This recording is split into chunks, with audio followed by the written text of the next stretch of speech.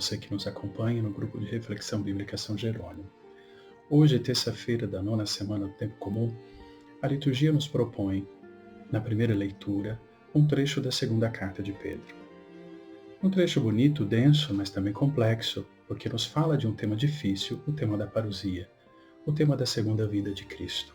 E como a comunidade de fé se coloca diante dessa esperança da segunda vinda de Cristo.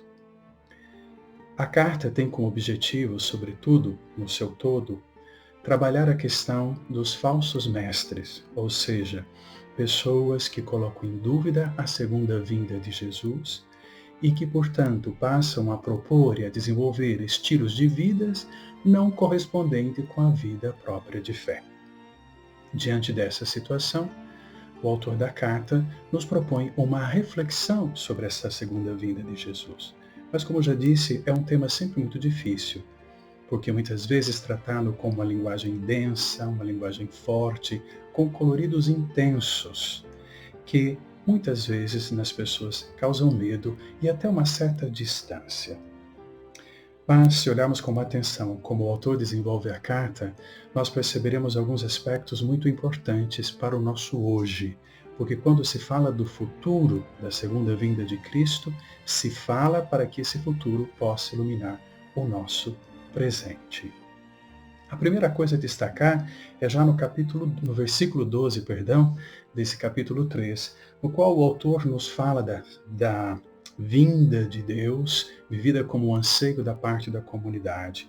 Essa vinda descrita como um fogo que derrete e funde metais. Ora, a ideia do fogo aqui, uma imagem forte, nos dá essa ideia de uma transformação. Isso significa que a ação definitiva de Deus, ela tem uma força de transformação. Logo em seguida, fala da esperança, ou seja, nós que hoje no presente olhamos para o futuro, olhamos com a esperança de que Deus, de acordo com a sua promessa, fará novos céus e nova terra. Veja, a força transformadora de Deus gera uma novidade. Mas essa novidade não pode ser entendida somente do ponto de vista cronológico, um tempo futuro melhor que o presente. Mas é certo que essa novidade tem um valor qualitativo, porque ela expressa a grandeza e a maravilha da ação de Deus. Mas, por que não pode ser reduzida a uma questão cronológica, o futuro é melhor que o presente?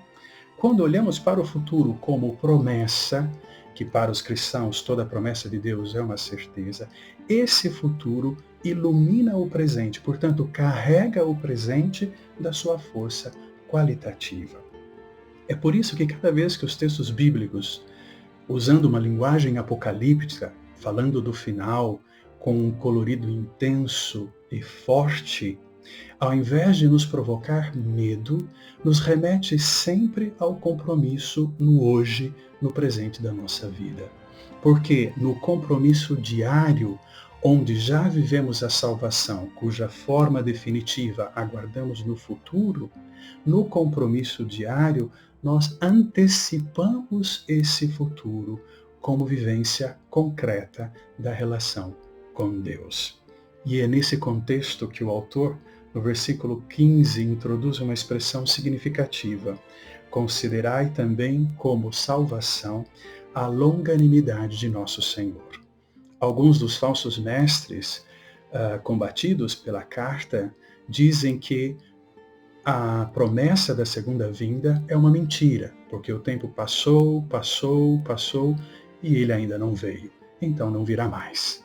O que o autor está dizendo é que não. Esse atraso da segunda vinda do Senhor, ele é a expressão da longanimidade do Senhor.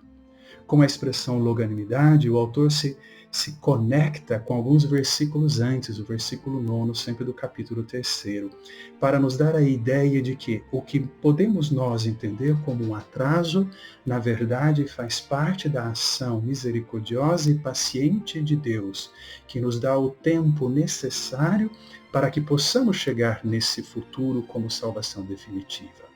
Mas o tempo necessário é sempre o tempo do presente, no qual, certos de vivermos dessa salvação, nos comprometemos a partir do nosso comportamento, das nossas decisões, da qualidade das nossas relações.